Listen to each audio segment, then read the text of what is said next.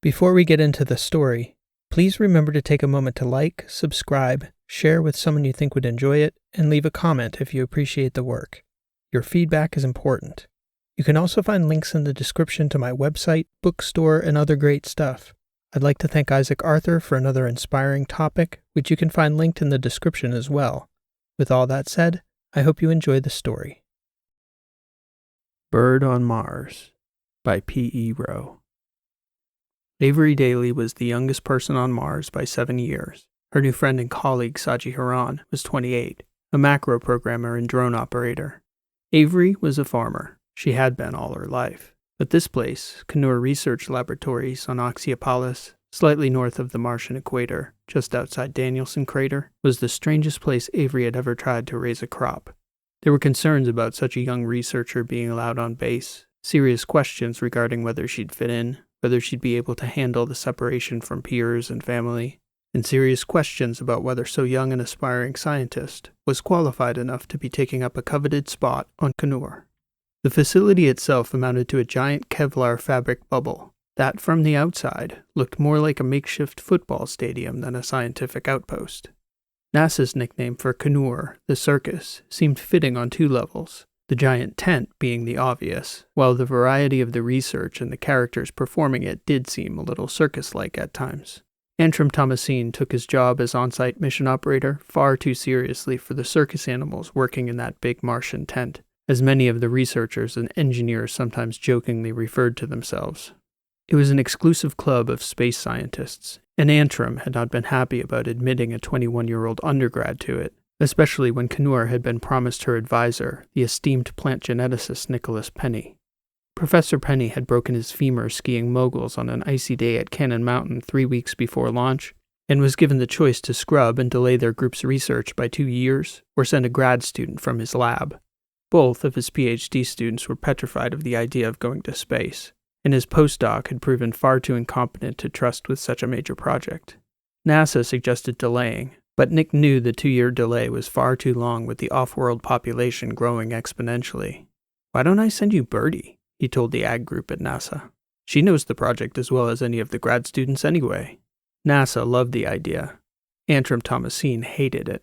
"We have enough real work to do up here without having to babysit a teenager," he'd responded initially via email, which only strengthened Penny's resolve to get Avery cleared through NASA to participate. So Avery knew from the outset, long before her shuttle touched down outside Kanur, that Antrim would be keeping a close watch on her. With so much on the line, she'd promised to make absolutely no waves, and it turned out to be a promise that hardly took 6 weeks for Avery to break. Antrim woke one morning to find that one of the empty cargo containers, scheduled to be sent back on the ANA bi-monthly, had gone missing. He found it fixed to one of the 4th-story girders along the exterior of the lab's scaffolding, ratcheted to one of the tent's tie-downs. He didn't even look for a suspect, just stormed into the ag lab shouting. "This is what I get," Antrim began his tirade. "Allow children in a lab and you get childish pranks. I don't know what the hell you think you're trying to pull with this stunt, Ms. Daly, but an outrage like this will never stand." Avery looked as stunned as the other 12 researchers on the 2nd floor, who'd gathered outside the ag lab to gape at the unfolding scene. A floor above, Saji Haran got word that Antrim was freaking out. She called Avery. "I'll be right down, Birdie," Saji's voice echoed in Avery's ear. I think Saji would like to have a word about it, Dr. Thomasine," Avery told Antrim. "For what? To make a bigger ass of me?" Antrim grumbled, staring at Avery. "You'd do well to keep your mouth shut," Antrim said. Taking the crate had been Avery's idea, but there was a good reason for it, and neither Saji nor Fred Cho, their other co-conspirator, had considered the possibility that Antrim would view it as some kind of personal slight. It was just a packing crate after all. Avery had asked them whether they should clear it with Antrim first, and they'd both said it would be better to ask for forgiveness than permission. "Just tell me one thing," Antrim said. "Was it Saji or Cho? I know you didn't run that thing up there yourself." Avery shrugged. "It was all of us. It's not what you think." Saji stormed onto the 2nd floor, shouting at Antrim loud enough to be heard halfway across the tent. Antrim had let his emotions get so heated about the crate, he hadn't even bothered to ask what was in it. Avery would have happily explained, but the shouting match between him and Saji was too heated for her to feel like she could intervene. Antrim threw them both out of the lab, and then stormed off, ranting about getting Fred Cho back in to take down the crate, but he was out with the survey team operating their drones for the next 4 days. Antrim was so furious he wouldn't even see Avery or Saji, who went right back to work in her lab in spite of what Antrim told her. One of NASA's research scientists, Forrester Braun, came to see Avery in her bunk where she was composing an email to Professor Penny to explain the situation. Forrester was one of the senior astronauts. She'd been extremely helpful getting Avery set up because she'd been performing ag research in space since before they started sending actual ag specialists. "Birdie, what is going on?" Forrester said when Avery opened the curtain on her bunk. "I think he thought we were pranking him. He's not taking it so well, I guess. Both Saji and Fred said it would be fine, but Antrim's blaming me." "What's in the box, Bird?" Forrester said. "Cell cultures."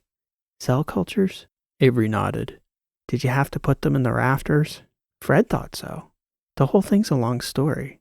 But it's not like, honestly, Forrester, I'd never intentionally try to make Antrim look bad." Forrester shook her head, and despite her best efforts, she cracked a smile and began to laugh. "Just tell me what's in the box and what you clowns are up to, and I'll go have a word with Antrim. It better be worth all this trouble, Birdie." Avery nodded and explained the whole situation. It helped that Forrester understood Dr. Penny's research, at least superficially if not in detail. Nick's lab at UNH was pioneering minimal growth, a hydroponics process that essentially cut the plant out of the food production process. Nick and a few postdoctoral colleagues at Texas A&M had been the first to successfully grow fruit directly from stem cells on an artificial substrate. When Avery heard about this in her Intro to Cultivated Plants course at UNH, she became singularly focused on working in Nick's lab. The first time she saw a cherry growing out of one of the clear growth plates, she nearly fainted. Now, a little more than 3 years later, she was testing the process on Mars. The main limiting factors for widespread adoption of minimal growth farming were facilities and specialized equipment to support newer ag systems, which had yet to be put into mass production, and labor. A lot of labor relative to traditional farming. And mass production of growth plates and support structures would likely never happen at scale until the labor problem got solved. Traditional agriculture had been almost fully automated for decades, and the growth substrate, the world's farmland, had already been cordoned off and dedicated to the purpose. Corporate farms could send out their machine fleet to seed thousands of acres in the spring, fertilize and water, and do little else except harvest when nature had done all the work for them. In minimal growth, it took a trained molecular biologist who also needed to have a knack for some key skills in agrotech, like drone piloting to monitor crop progression, testing balances in the hydroponic solution, timely deployment of hormones. And if all that went right, there was still the labor of harvesting all that food, which would require a complete redesign of current field-based farm machinery. Until all those problems got solved comprehensively and economically, Avery knew minimal growth would be little more than a neat parlor trick for plant nerds on Earth and a niche market in space. Up here, anything that grew needed medium engineered. Hydroponics was commonest because anything grown in soil needed the soil flown to the growth site, more or less. Cho and Saji, Avery explained to Forrester, had been drawn in by the parlor trick. It was cool enough science that even space nerds thought this branch of ag was cool. She'd shown them videos from Nick's lab at UNH on her first day aboard Canur, and though the advances they'd made hadn't occurred to them initially, it had started a conversation. Drone monitoring was cumbersome and inefficient, even when AI were flying. Cho insisted that what Nick and Avery really needed were bots on the growth site itself. "What, like miniature people that climb up the panels and measure the fruit?" "I was thinking more like spiders," Cho had said. "Creepy crawlies." They kept talking about it, the two robotic specialists and the farmer. Jokes led to ideas, which led to conversations, which led to plans. One day, about 4 weeks after Birdie arrived on Mars, Cho came into the ag lab with a jar of glowing jelly, put it down on her work table, and said, "Okay, Birdie, let's try this." "What's this, space jelly? How is it on toast, Cho?" "No, check it out," Fred said. "Could be our solution." "It's an electroreactive semi-solid nano-goo, is the technical term for it. Drop in a tech suite and watch." Avery had seen some cool things in her life, but perhaps nothing wilder than watching what she later described to Professor Penny as a glowing crystal spider spontaneously crawling out of a puddle of clear goo. Cho started going on and on about the graphene, the electrical field, the limitations, and the potential applications in her project. Avery didn't hear a word. It was just too damn cool to do anything else but marvel. That clear spider balanced on the rim of the jar and fell to the table as it tried to descend the tall glass cylinder. Then it righted itself and stood by on her lab bench. Not quite as nimble as the natural-born blueprint, Cho joked, but much more obedient. The idea was sound, but still needed quite a bit more troubleshooting. For instance, the bot's semi-solid outer skin acted more like a liquid in contact with some surfaces, like glass, so the bots would fall off most sheer surfaces, even in a low-G environment like Mars, and they wouldn't be much use in a scaled ag setting if they couldn't crawl more than a few inches off the floor. Birdie was a biology major, though, and a climber. She told Cho and Saji about gecko gloves and asked Fred if there was a way to create textures on the skin that would naturally adhere better than the liquid surface tension of the nano goo. It took about a week's fine-tuning during Saji and Fred's free time before their circus Spiderbots were climbing up the scaffolding inside Kanur's tent. Next, they started testing their prototypes on actual ag applications, the labor a human would have to do to raise a full crop. They had to write specific code to teach the Spiderbots to set growth plates in their frames, and then implant stem cultures on each plate's surface, and each had to be oriented correctly so that the sucrose solution contacted the backs of each plate correctly. It was delicate, specialized work, and the spiders themselves were dumb. But according to Fred, the spiders didn't have to be smart if they followed orders from a smart system. Once they'd tested proof of concept in the lab, they needed a place to run a practical simulation of a real crop cycle. Avery was the one who suggested the empty crate because it was watertight. Saji was the one who thought it would be a good idea to put it out on the rafters. A, because it couldn't be disturbed by anyone out there, and B, because it made human intervention in the experiment all but impossible. Even at Mars gravity, nobody would risk crawling out onto those fourth-story girders. Saji had tried to explain it to Antrim, that she and Cho had operated the macros that had carried the thing up there, and they'd done it at night so no one would have gotten hurt if it had gone wrong. There'd been nothing sinister about it. "There's no way in hell Antrim would have let you do that if you'd asked," Forrester told Avery when she'd finished telling the senior astronaut all the details. "It's cool as hell if you ask me, but Antrim's kind of prickly about things like having a coffee cup in the lab. I'm not sure how Saji thought he'd do anything but lose his mind finding a cargo crate in the fourth-floor rafters." Avery shrugged. "I'd say you should have known better, Birdie, but then again, how could you? I'll do my best to make sure he doesn't take it out on you." "Thanks, Forrester," Avery said. "How's it going so far?" "What?" "The experiment. Nothing's even going yet. We just got the crate up and ran the tubing from the algae tanks last night." "Piece of advice," Forrester said. "No matter what happens this afternoon, get something in there ASAP. Antrim can't get the crate down until Cho comes back with the survey team. Fill that sucker with cell cultures before he gets the chance." Avery and Saji each had about a liter of coffee that night, sneaking up and down from the ag lab to the fourth floor, carrying growth plates for the spiders to run along the rafter into the cargo crate. Saji had 10 little glowing creatures running round-trip cycles on a programmed loop. It took about 6 hours just to get the plates up, and another 3 to program the planting sequences. Avery figured it was best to have each bot dedicated to a specific cultivar so there was no cross-contamination on the growth plates. They'd conceived 10 different experiments that she'd run by Professor Penny, having to do with different hormone levels in the solution, planting patterns on the plates, and sucrose levels in the water.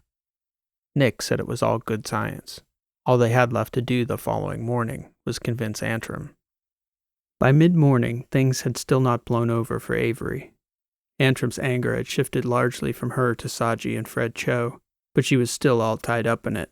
Dr. Thomasine had come to accept that it hadn't been a prank, a stunt, or an attempt to undermine his authority, but Antrim was still furious that none of the 3 had sought out his approval before raising the crate to the rafters. Luckily for the co-conspirators, Antrim never discovered that they'd set up the growth plates after his explosion the previous day.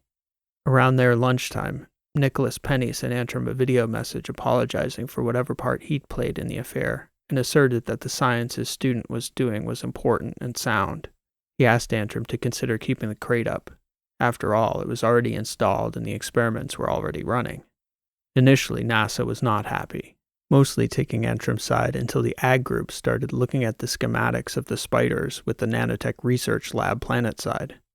Message boards began to erupt into a huge battle between mission logisticians and the nano and ag groups, who were hugely supportive of the Kanur rebels, as Avery, Fred, and Saji had come to be called. When the sun rose over India and their senior engineers got word of the controversy, they were sympathetic to Antrim's ire, but they were also in unanimous agreement that it made no sense to pull down the crate until a full structural assessment could be done and a process for its safe removal analyzed. They directed Antrim to keep the crate where it was and perform a full investigation of how the incident had unfolded, including separate interviews with the 3 principal actors, and that all 3 should be put on probationary status. The final edict from management read as follows. In light of the seriousness of procedural violations and her status as junior scientist in training, Avery Daly should be removed from her duties in the Ag Lab and exited from Kanur at the earliest possible time. Avery wasn't shocked by the news, more by the person who came to break it to her. She was lying in her bunk, rewatching a video message her boyfriend Josh had sent to cheer her up, when Antrim Thomasine knocked on the frame. "Excuse the interruption, but we haven't properly talked," he said. "I'd like to set that right." "Sure," Avery said. "Can you be in my office in 5 minutes?" "Yeah. Yes, sir. I'll be right up." "Good then," Antrim said, betraying little emotion as he turned and exited the scientist's quarters. Avery pulled her thoughts together and put on her Kanur mission coat, which she thought was slightly more formal than the t-shirt she was wearing. 5 minutes was hardly enough time to pull together all the things she'd been wanting to say to Antrim over the past 2 days. But if she was getting thrown off Mars, she was going to say as much as she could think to say on short notice. She climbed the stairs to the 4th floor and into the annex to the director's office, where Antrim signaled her to enter through his open door. She sat. "Here's the situation, Ms. Daly," Antrim said. "The Indians would like to send you home. NASA and Dr. Penny think that would be a mistake and are very angry about it. 2 of my best young engineers are on probation for sticking a cargo crate in the rafters. And then there's you, the only person up here who really understands what's going on in that box with the plant cultures. And you've been banned from the lab." "Technically, they're not really plant cultures, Dr. Thomasine," Avery said, "if we're being precise." "A good scientist always should." Avery nodded and examined Antrim's eyes. Absent the anger of the past few days, she was surprised to see the eyes of a person and not an antagonist. Avery didn't know what she should say next, so she thought common ground would be the best place to start. Science. "Precisely, they're STEM cultures." "Yes, I've been reading. I've been trying to figure out what to do about you, Ms. Daly. And I figured the best place to start would be with Dr. Penny's research. I'm supposed to assign another scientist to do your lab work while you sit idle, taking up very valuable space. I can't say I love that idea. How do you feel about it?" "Getting kicked out of the lab?" Antrim nodded. "The work's about the only thing keeping me sane in this place," Avery said. "That and Saji and Fred." "You don't like it here?" "I'm from the mountains. I haven't been outdoors in 43 days, since the day I left Apogee." "You're lucky you got to come on the Ake. Most of us got here on a 7-month transit. Forrester hasn't been back to Earth in nearly 3 years. I don't know how she does it. She's amazing." Antrim sighed. "The first ship out for you would be the Perth, and we've had to bump one of the A&A hands who's been trying to get out for over 6 months. What are you going to do up here for 6 weeks, Ms. Daly?" "I don't know, sir." "I suspect there's 0 chance you won't become a distraction. I don't say this to belittle you." "No, I understand." "If I take the work away from you," Antrim shook his head, "I don't want to do that." "I'd appreciate anything you could do to keep me working. If I'm honest, I was already struggling a little before all this. I miss everyone, and it's hard not to be able to go outside." "I understand," Antrim said. "I need something from you, though, Ms. Daly." "Anything." "I need you to try to understand my perspective. I know Saji has her opinion of me, and she's entitled to it, but she doesn't understand what it's like to be chiefly responsible for the lives of over 60 people and 400 research projects with tens of billions of dollars tied up in each of them. We had to pull in Kanur's original structural engineers on short notice to assess the risk from that crate to the shell and the scaffolding. It's cost us nearly $200,000 for that 2 days of engineering analysis, Ms. Daly. That money won't fund other grants now. I know it's easy to get lulled into thinking this is a normal place. We try to make it look that way so people feel comfortable, but this is not a normal place." "I'm sorry, Dr. Thomasine." "Call me Antrim, and expect regular visits to your lab to check in on you." "You'll be welcome," Avery said. Antrim didn't need to tell Avery that the way things went over the following 6 weeks would shape her future. Going home early was going to be a huge stain on her reputation, one that would follow her whatever she wound up doing after college. She knew making peace with Antrim might go a long way toward changing how the story got told to future employers or grad schools, but more importantly for Avery, she didn't want to leave Kanur on bad terms. She was grateful for the chance to work, and for the oversight. Even with Dr. Penny back at UNH paying close attention to what she was doing, the transmission lag was almost 15 minutes now, and Kanur was operating on a 6-hour time zone difference to New Hampshire anyway. Apart from Saji and Fred, who were more engineers than researchers and knew nothing about agriculture, Avery had been on her own, without a mentor's guidance. Over the first few days back in the lab, Avery focused on Dr. Penny's original experiments as much as she could. But in agriculture, the truth is that the real work gets done by the plants once the seeds get planted. Sure, she had to monitor progress and take measurements, but that amounted to about half her day. She tried to occupy her time reading journal articles and taking notes, usually on topics related to Dr. Penny's work, but not always. On her third day back in the lab, Fred Cho came back from the field. He and the survey team had been delayed, but Saji seemed to think Fred had been dragging out the survey work as long as possible before coming back. Antrim held Cho chiefly responsible because the experiments couldn't have come to pass without his bot design concept. Avery didn't see Fred until several hours after he'd been in with Antrim. "How's he treating you, Bertie?" Fred asked when he saw Avery and Saji at dinner that night. "Actually, surprisingly good," Avery said. "Antrim's coming down to the lab twice a day to check up on me. Forrester, too." "So how's the stuff?" Fred asked. "You make it sound like she's cooking drugs in there," Saji said. Avery laughed. "It's a little hard to tell because the bots don't have high magnification on their camera, and it's dark, but there's definitely healthy cell growth going on in there. The fruits are all seeded. Now it's just monitoring and keeping a steady flow." "Are we going to be able to eat the fruits and all that when you're done?" It was a question Avery hadn't even considered was a question. She shook her head. "It's fruits and vegetables, Fred. We'll have to let some spoil to measure shelf life. And sure, I'll have to smush up some to get sugar profiles from the refractometer, but there's going to be a lot of food in that crate in a few weeks." "Cherries?" Avery nodded. 2 different cultivars of cherries. Albion strawberries, too. Like the best strawberries you've ever tasted in your life. We grow those at home. The apples and pears will take a little longer, but I've got a couple favorites in there, too." Saji and Fred looked at each other, both shaking their heads. "I hope you grew enough for everyone, Bertie, or there's going to be riots over fresh fruit," Saji said. "Total yield. We're going to measure it, yeah, but I haven't done a proper estimate based on our UNH data. I mean, it's a big crate. We've got a lot of stuff growing in there. Everyone will definitely get some." Efficiency was the key problem, so for Avery, yield on her crops was the main point, but she hadn't had the time to calculate an ideal yield for what the culture should produce. Their rogue experiment had come together so fast. To Avery's surprise, Dr. Penny sent her a link to one of the internal ag message boards at NASA. In the absence of details about her experiments, there was an entire thread dealing with speculation on potential yields for minimal growth, ideal numbers from crop to crop. One of the ag food systems engineers had done a calorie-for-calorie breakdown, comparing space required for traditional ag versus minimal growth, concluding that if verticality were incorporated into models, it would be possible to fit the food production of the entire Midwest into a 10-story building the area of Rhode Island. He called that estimate conservative. There was also a thread on the rumors from Kanur that Bertie's rebels had solved the labor problem with verticality. Avery thought it better not to fuel speculation by commenting on anything, especially since they were a long way from even preliminary results. But it was fun to see so many high-level specialists speculating on their work. Antrim came into the lab one afternoon later in the week while Avery and Fred were reviewing some of the code and the AI's monitoring pattern for the bots. "Want to see something cool?" Fred asked Antrim. "Watch." Fred pulled up the camera feed from one of the Spiderbots. There was a dim blue glow on the screen in a halo, and it was difficult to make out anything for a few seconds.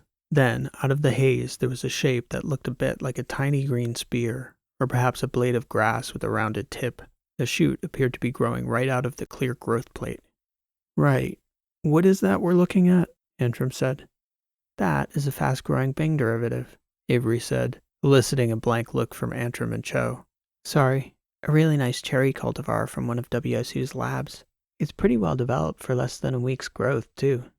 That's a cherry? Antrim said. Antrim had been monitoring Avery, yes, but until that moment he set eyes on what was growing up in that crate, he hadn't really been all that interested in the work, more ensuring his Kenora rebels didn't get into too much trouble. The moment Antrim saw that cherry shoot, his attitude changed. He stayed with them in the lab for nearly an hour watching the Spiderbot as it took observations, asking questions about the bots, the growth plates, the hydroponic supply network, and the different cultivars in the crate. As he was leaving to get back to his work, Antrim asked Avery for a reading list so he could bring himself up to speed on their work. Over the next few weeks, Avery found herself taking time out of her day to explain the specifics of the system to Antrim in great detail. He was a quick study, and as they went along, he highlighted points where engineering barriers might pop up, both here on Mars and back on Earth. At one point, he suggested that he, Avery, and Dr. Penny publish an article on potential deployment of minimal growth in deep space environments. About 4 weeks after Avery and Saji had started the cultures, Antrim noticed that some of Kenora's workers spontaneously began to gather along the 4th floor balcony near the cargo crate. When he asked the engineers why they were out there, they just said it seemed like a good place to have a coffee. 3 days later, the mystery was solved. Antrim left his office in the afternoon and detected a faint odor. It was so pleasant, he had to follow it. A few steps in, he realized what it was. "Grapes," he said aloud. The odor grew stronger as he neared the outer 4th floor walkway. He arrived at the balcony to find nearly 10 engineers taking their coffee break to the heavenly smell of ripening Concord grapes. At that point, Antrim later joked to Avery. His only concern with the project was whether he could keep everyone from climbing across the girder to get an early sample before they collected their data. He was excited, talking about how important their solving the labor problem with minimal growth would be, possibly to the entire future of humanity. "I don't mean to downplay anything," Avery said, "because so far so good. But from a farmer's standpoint, unless you've harvested your crop and taken it to market, no one's eating and no one's getting paid. I'll get excited if Cho's bots can bring in the food we've grown." As maturation approached for the different fruits and vegetables in the crate, Saji, Fred, and Avery began working with several of the other engineers on refining the code for the Spiderbots to harvest. They'd printed plastic analogs the shape and weight of the various fruits, reconfiguring the spiders' bodies to adapt to fit the situation. A cherry or a grape was relatively easy for a bot to grip and carry over uneven surfaces and up and down verticals. An apple would prove a greater challenge. The team began devising different shapes for the bots to take. 10-legged spiders, bigger 10-legged spiders, 6-legged spiders with bowl-shaped backs for lugging bigger cargo like apples and pears. The final challenge was one that Dr. Penny had been working on back at UNH, how to actually harvest the fruit using what he'd been calling the jelly bots. Fred Cho's semi-solid bots couldn't cut the stems, and every mechanical solution he'd devised had failed in one way or another. Dr. Penny had been working on an aqueous enzymatic solution that rapidly dissolved the connection between the growth plate and the stem. By this time, there was enough fruit in the crate that they'd have several thousand chances to perfect their system for harvesting their crops. With the smell of grapes in the normally stagnant air, it was the only thing anyone on Kenora was talking about. The night before they were set to begin harvesting the grapes, Avery was in her bunk composing a message for her boyfriend Josh back home when Antrim interrupted with a knock on her bunk's frame. She pulled back the curtain. "Hey, Antrim." "Hello, Bird," Antrim said. "I've been having a running battle with Bangalore over this whole suspension for the past few days. I know we haven't talked about it, but I think it's stupid and short-sighted to be sending you home in 2 weeks. They're not willing to budge on it so far, but they're not really that invested in what you're doing because they're just hiring out lab space to NASA. What difference does that make? They don't really know what you're up to. I took what you said about harvesting to heart and decided to wait and see how it went before discussing it with them fully. I presume you're giving Nick regular updates." "Nightly reports," Avery said. "What's this all about, Antrim?" "I'd like to keep you here, Bird, if you're up for it. I know it's been hard adjusting for you, but..." Antrim paused and seemed to contemplate for a few seconds. "I think the reason I came down on you so hard early on is that I didn't appreciate the value of not so much your work, but your presence. Watching how far you've come in 4 weeks, I think we need that. Obviously not with every project, and there'd be considerations with how many young researchers we could bring on, but..." "I'm still not sure what you're trying to say, Antrim. Am I still getting kicked off the station in 2 weeks?" "I'm confident I can talk NASA into smoothing things over with ISRO in the short term. I'm talking long-term, though. I'd like for you to stay and keep working with us. I'm sure we could work something out with Caltech or even UNH so you can get your PhD. There's a real future for you in space, Avery. A bright future. Avery sighed. That's a lot to think about. Of course it is.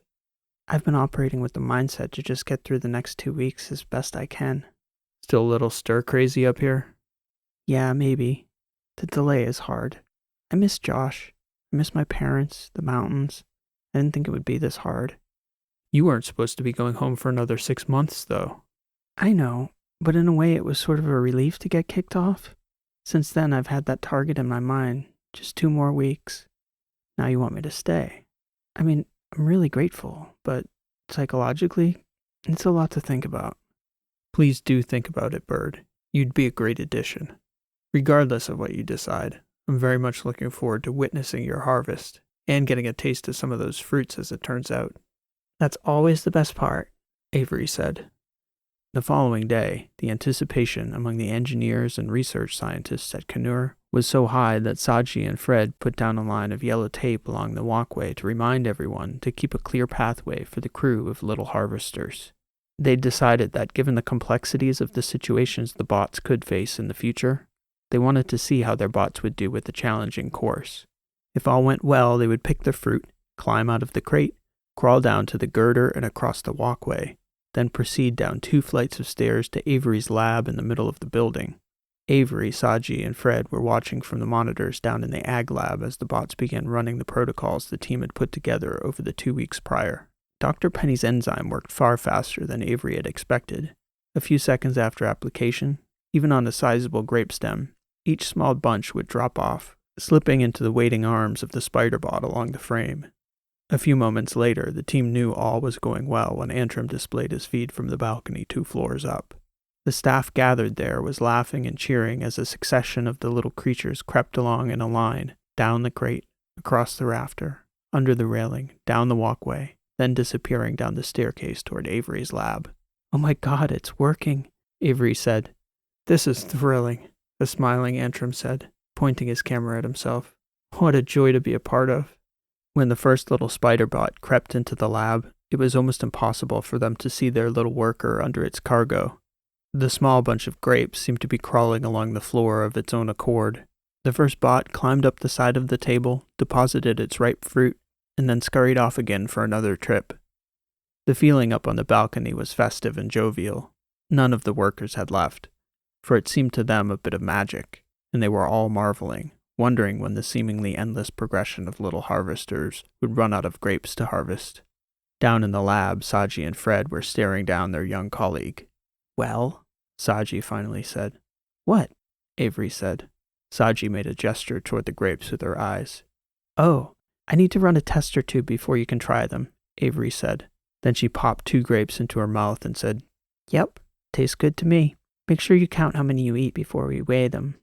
A few hours later, after the bots had finished making their rounds, Avery's lab table was nearly overflowing with grapes from a single row of the crate. We could make wine, Saji said. Yes, please, Fred said. That's kind of a different grape, Avery said, but I'm sure Dr. Penny could get us some nice cultures from a vintner. It was an unqualified success. It didn't take long before Antrim came in to report that the workers were growing restless. He took a look at the growing pile of discarded grape stems on the side table behind Saji and shook his head. Care to share with the rest of your colleagues? Those on the far table, Avery said, pointing toward the back of the lab. We have to weigh the rest of these first. Antrim filled up a small box and began to make trips between the ag lab and the mess, where people instantly began to congregate. It took Avery another 2 hours to finish weighing and cataloging the data for the entire grape yield. She and Saji and Fred were still sitting there on her lab benches, surrounded by more grapes than each of them could eat in a year, stuffed with more grapes than they ever thought they'd eat in a single night, when Forrester came into the lab. Birdie, I need to give you a hug, the old astronaut said. I haven't had real fruit in over 2 years. She came over and started hugging Avery and wouldn't let go. Saji came around the table to join the hug the moment she realized Forrester Braun was crying. The rest of the early harvest went flawlessly. Strawberries, blueberries, and cherries followed the grapes. Within a few days, the crew at Canur had almost had their fill of fruit, but they all kept eating, unsure when they might get such a bounty again. They were all talking about Avery, rumors circulating about whether she'd stay or go. Even Avery didn't really know. She'd planned on doing as much work as she could up until the moment she had to decide. Unexpectedly, 2 days before the ANA ship that was supposed to take Avery back to Earth arrived, an SF-run shuttle touched down on the flat outside Canur. They needed to print a part to make a repair that the NASA outpost in Elysium didn't have the derivatives for. It was a veteran crew of space hands, all of whom nearly fell over when they were greeted by bowls of fresh fruit. The commotion and accolades had almost fully died down by then, but at some point, each of the newly arrived astronauts sought her out to thank Avery for the fruit. The last to approach was a clean-cut sergeant who walked into the ag lab with a look on his face like he was seeking out someone or something. "Can I help you?" Avery said. He scrunched up his eyebrows. "You're a young pup," he said. "What are you doing up here?" "I'm working here. And you?" He pointed to the seal on his uniform. "That, and I'm looking for someone named Bird or Birdie. You know who that is?" Avery smiled. "I'm Birdie." He looked at her probingly. "It's a nickname that seems to follow me wherever I go, no matter how hard I try to keep it a secret." "Followed you all the way to Mars?" "My friend Saji overheard a video message from my mom," Avery said, shrugging. "I was homeschooled on a farm, and whenever it was time for lessons, poof, I'd flit off to the field chasing after my dad. Called me her little birdie. Up here, it's more of a reminder I can't get outside." "What should I call you?" the Guardian asked. "Avery Daly," she said, extending her hand. "Or Birdie. I'm used to it." "Master Sergeant Elliot Ward," the man said. "Good to meet you, Avery. I was told to get an answer from you. I guess ANA needs to put someone else in your slot on the Perth if you're not planning on going back. They need to know this afternoon." "Who sent you?" "NASA sent word through my commander, and when I asked where I could find you by name in the mess, they told me to come up here and ask for Birdie." "Oh," Avery said. "What should I tell them?" Avery sighed. She didn't answer. Ward stood by for a moment and studied her face. She still didn't answer. "I could leave you alone to think about it. Come back in a bit?" Avery shook her head and looked at Ward. "If you're looking for advice from me, Avery, I'm not your guy. I don't know anything about your situation." "I have a theory." Ward looked around the lab. "I bet you do." "If you ask someone you know for advice, you have a good idea how they'll react, so you're probably just looking for confirmation. I don't know anything about you, though, Sergeant." "Except that I'm in the military, older than you, accustomed to structure and order, and now you know that I have a logical mind. Theory's looking a little thin, Avery." "Yeah, but I didn't expect you to say all that. You're a contrarian, too, by the way." "What's your issue? You don't like it up here?" "I don't even know where to begin. I do and I don't. It's just, psychologically, being cooped up in this one building, no personal space, no privacy, it's not fun." "Is that all?" Ward said. "Remember, you're talking to a guy who spent over a decade of his life in barracks that weren't nearly as cushy as this outpost." Avery smiled. "A contrarian, like I said." "At your service." "You're right, though. It's more than that. I didn't mean to end up in space, Elliot. It just sort of happened. My professor was supposed to be doing this work and broke his leg, and I was the one in his lab that had done the most of the day-to-day lab work on his experiments. It was just repeating it on Mars, so they sent me." "What are you doing?" "Growing fruit." "Oh, you're the one I have to thank for the strawberries." Avery nodded. "Well, thank you, Birdie. Best strawberries I've ever had." Avery smiled. "The Albions are always a crowd pleaser." "So now they want to keep you up here, and you're not so sure?" "That's the simple story." "What are you scared of, Avery?" "It's not fear. My family has been farming for generations. The sole reason I went to UNH was to learn cutting-edge techniques so we could still survive." "You mean like a proper family farm?" Avery nodded. "Aren't too many of those left," Ward said. "I made promises when I left." "Gotcha." "And now I see this different future unfolding in front of me that I never anticipated, all because my professor broke his leg." Ward grimaced. "They wouldn't want to keep you for no good reason, Avery. You've got a lot to do with that. If I get a kid under me who can't cut it, they're gone before they know what hit them. The ones who do work out, and I sign my name to keep them around, it isn't because they lucked into the opportunity. It's because they nailed the opportunity when they got the chance. So consider what you did to make them want you, because there's a long line of people who work their asses off to get on an outpost like this. And I mean dedicate their lives. It's not a small thing to be here." "No, I know." "You're doing a lot more than growing fruit, aren't you? It's much bigger than that. Word travels." Avery nodded as Ward set his gaze back on her. Are you the right person for the work? Be honest. Yes. Can you keep your head about you living in this place? Again, be honest. Yeah, I can do it. And you know it's important work? Avery nodded. Hugely important. I can't even begin to understand how much it will change everything for the better. In space, on Earth. Last question, Ward said. Are you the type of person who not only knows what the right thing is, but knows it and does it too? Oh, you jerk, Avery said, sighing. I don't know you, and already I hate you so much. About your theory, Birdie, Ward said. Why do you suppose you would ask a random stranger in a military uniform advice on a question that had to do with duty and obligations to something bigger than yourself? Avery shook her head. You can pretend to hate me all you want, kid, but I'll know better. It's a good theory. I'll tell the folks at NASA to ship the A&A guy. Avery took a deep breath. Okay, Ward said. Yeah, Avery said. You're sure? It's a big decision. Avery nodded. I'm shipping back with them too, so I'll be stateside in a couple days. If there's anything you want me to send to your folks, I'm happy to do it. Just catch me out on the lower level before we take off tomorrow. Sure, Avery said as Ward made his way to the door. And Sergeant? Don't thank me, Birdie, Ward said. I'm only looking out for me and mine. I just want a bowl of cherries every time I get a layover on Mars. Elliot Ward was out the door before Avery had time to thank him. She spent half the afternoon in her bunk recording, deleting, and then re-recording messages to Josh and her parents, explaining that things had changed, that she'd be staying, and that she didn't know when she'd be coming home again. She didn't tell them that in all probability, it would be years, not months, before she saw them next. Avery figured she'd have plenty of time to break the news to them in stages. The following morning, Fred, Saji, and Avery worked nonstop, dialing in the coding on the harvest procedure for their first apples, a Macintosh Liberty hybrid named after a town in New Hampshire not far from the Daly family farm. Avery didn't have much time to think about the layers to the fact she was harvesting that particular apple on Mars the same morning she had been scheduled to depart. Instead, she was so busy working in the lab, she never even got down to see off Elliot Ward and the shuttle crew. There wasn't any message she could have sent home in the mail that she couldn't say in a video anyway, and the day seemed to fly by. They were almost finished by mid-afternoon when the announcement came over Kanuer's PA, preparing everyone for the sound and vibration that would come with the jet wash from the upcoming shuttle launch. The AI kept a steady minute-by-minute countdown from the 10-minute mark over the PA. She couldn't see the shuttle, as Kanuer didn't have more than the single window in the outer airlock, but Avery felt like she could sense it out there on the red plain, her ride home leaving without her.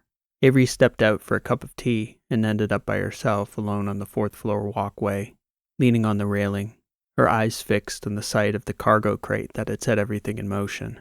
As the countdown got within the minute, Avery noticed the hands holding her tea tumbler had begun to shake with anticipation. She felt like she was going to cry. She could sense someone approaching and standing beside her, but Birdie didn't look over, because she was afraid she might be caught out as she lost control of her emotions. So she stood still, saying nothing and facing forward as the countdown from 30 seconds wound all the way down to liftoff. Then the ground shook and it was too loud to say anything anyway. It took about a minute for the thundering sound to dissipate to a steady dull hum overhead. Then Avery looked over. It was Antrim, smiling at her supportively. I see you're still here, he said. Yeah, still here. I'm going to say something I should have gone out of my way to say the day you got here. What's that, Antrim? We're happy to have you here on Mars, Bird. Thank you, Avery said. It was hard for her to say in that moment, but she managed it. I'm grateful to be here. Avery turned back toward the crate, and so did Antrim. They stood in silence together as she sipped her tea, and before long they both observed movement along the open crease at the top of the container. In the dim light, a faint blue glow and the outline of an apple could be seen to seemingly crawl of its own accord, slowly descending the side of the crate to the girder, across the beam and under the railing, between their feet, and progressing toward the fourth-floor walkway, toward the ag lab Avery Daly had decided to call home. Bird on Mars. This has been an original story written and read by P.E. Rowe. Thank you for listening, and I hope you enjoyed the story. If you did like what you heard, please show your appreciation by liking, subscribing, and leaving a comment below. If you'd like to check out my website, you can find me at rowlit.com. That's ROWELIT.com. It's also linked below in the description. You can find many of my other works of fiction of all lengths and in multiple genres. For the dedicated fiction writers out there, I also have a free video series on the mechanics of fiction writing, based on the fields of narrative theory, cognitive psychology, linguistics, and narrative craft, which you can access through my website. So please stop by anytime.